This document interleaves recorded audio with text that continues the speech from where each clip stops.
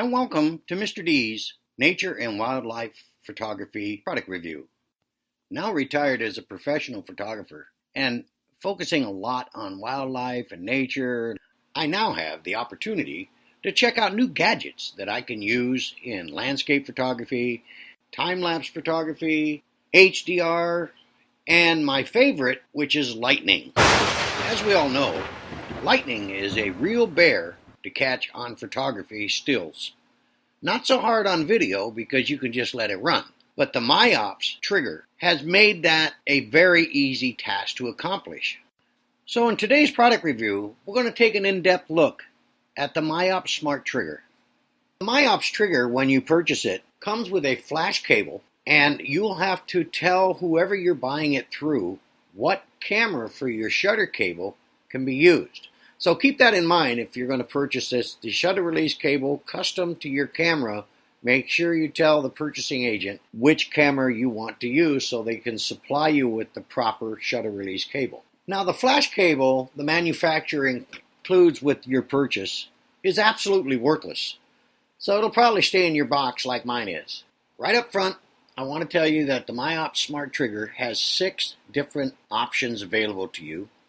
2 of which, the DIY and the scenario, I have not had an opportunity to deal with. However, the Miops comes with lightning, laser, DIY, sound, time-lapse, HDR, and scenario options. Okay, the operations are pretty simple on this thing. The on-off switch is right here. Just hit it. You'll see a red light come on. Okay. You mount this on the hot shoe of your camera and then take the appropriate shutter release cable. You plug it in. This opens up and you can see the 4 different ports, one for your charging and other ports. This is the one for your shutter release and one for your speed light cable connections here. You can see the Miops is loading, then the lightning shows up.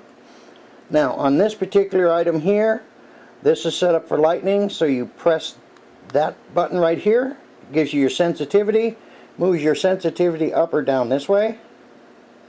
Once you're done, you hit that outside button again, and it's running in lightning mode right now. And it would be firing your camera if there was lightning or some light to affect the trigger. Now to go to the next mode, you just hit the arrow over. Now you're in sound mode. Same thing, you set your sound sensitivity where you want it. If there's a delay, you can set that by selecting down like this. And then you can put the lock on or off. Okay, from sound, just basically tab over to the next functional item, which is time-lapse in this case. Hit your setting button in the center. You can see it's set up for 5 seconds. Exposure meter, which I don't use, and then you can limit down here and put in the amount of photos you want to use. I leave it at 0 because that way it'll just keep going and going, and it'll just keep a chronological count of what's being taken. And we start it. 4, 3, and every 5 seconds it's going to take a photo. You'll see the red light actuating, and there you go.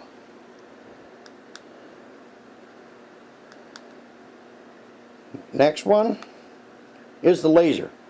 The laser is interesting. I have a laser. I've never really tried doing this yet, but I have a small laser. The problem using the laser system is it's so difficult to set up the distance of what you're trying to have break the light. So I really haven't had much success with it. But you set your threshold the same way, sensitivity like light, you set it where you want it. And there you go. And then when you're ready to go, you want to delay it. You don't want to delay it in this case. You want it to fire as soon as the beam is broken. So when you're up there, the laser is running.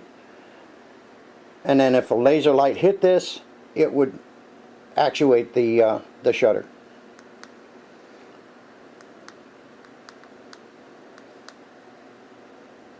Next, HDR. Have fun with HDR.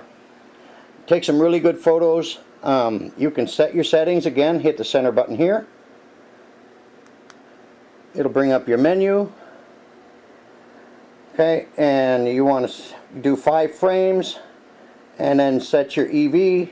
I set it to either 2 or 3, or 2 in this case, and then we're ready to go. Once it's set, exposure, see it's taking them right now. You see it setting and the shots are being taken, and now it's done. Okay, that's how that's done. Then you take the 5 images that you took, throw them into whatever HDR program you're using, and there you go. To get out of that, you hit the back button back here, take you from HDR. Now there's a DIY button on this thing. I don't use it. I don't understand how it works, but it's there. Read the instructions on that to figure that out. Scenario is where you can combine some of the activities in the Miops and set up a scenario to shoot with those particular items that you've selected. And that's basically how simple it is to run. To shut it off is simple. You just hit the switch button here to turn it on. You'll watch it boot. Once it's booted up, it'll go to lightning first. So you can see this is really easy to operate. Again, the last 2 items on the menu I don't use, which is DIY and scenario. So let's address lightning first. Lightning strikes, fireworks, sparks, IR, pretty much you name it. Anything to do with a light source change, your Miops can handle it. The Miops detects sudden changes in the light level and commands your camera to capture the scene. However, shooting lightning is just not plugging in the Miops into your camera. Your settings play a critical role in attaining the images you're looking for. I have found that the best sensitivity setting for that is anywhere from 95 to 98 for night lightning shoots, with shutter speeds of 2.5 up to 5 seconds. I have had many successful lightning shoots at night. However, I have not been able to attain a daylight lightning, changing the sensitivity even to some of its lowest levels. When you're doing time-lapse photography, you want to set your focus on infinity, line up your shot, and then basically, like we talked about before, just set it up and start it at the top, or use the Miops app.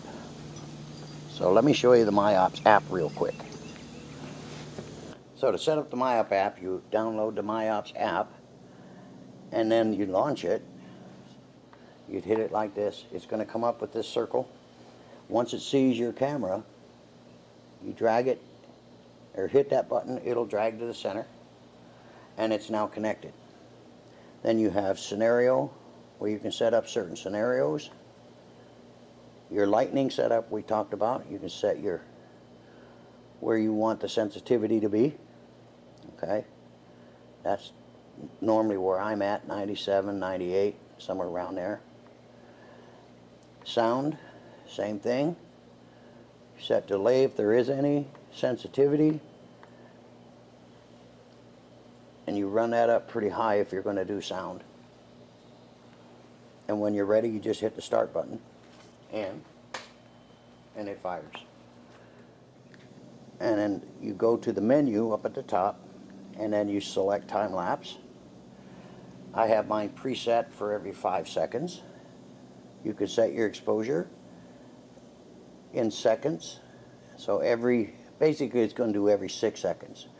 And then the limit is how many shots you want to take. You can spin this here to set up the shots on how many you want to take. Now remember, when you're doing time-lapse photography at 24 frames a second, that means every 5 seconds you have a shot. So it's 24 times 5 seconds will give you 1 second of video. So do the math. It's going to take quite a bit. And then basically when you're ready to go, you just hit the start button. You won't see anything happen on the app. However, it will trigger the camera every 5 seconds to take the shots. Okay, so now, again, using the app, you go up here to the top corner menu, and let's talk about HDR. You go back to center, you set where you want it to be, 1/4 second, 1/8 second, 1/4 of a second. Set up your EV. I have it at 2, and it's either 1 or 2. That's all you get. Okay. And then when it's ready to fire, I have it set up for 5 frames. You can do 3, 5, or 7. I always use 5. So when it's ready, again, hit the start button. And that's all there is to it. And then you're all set. So you stop that one. And also look at the menu. And you'll see it does the DIY.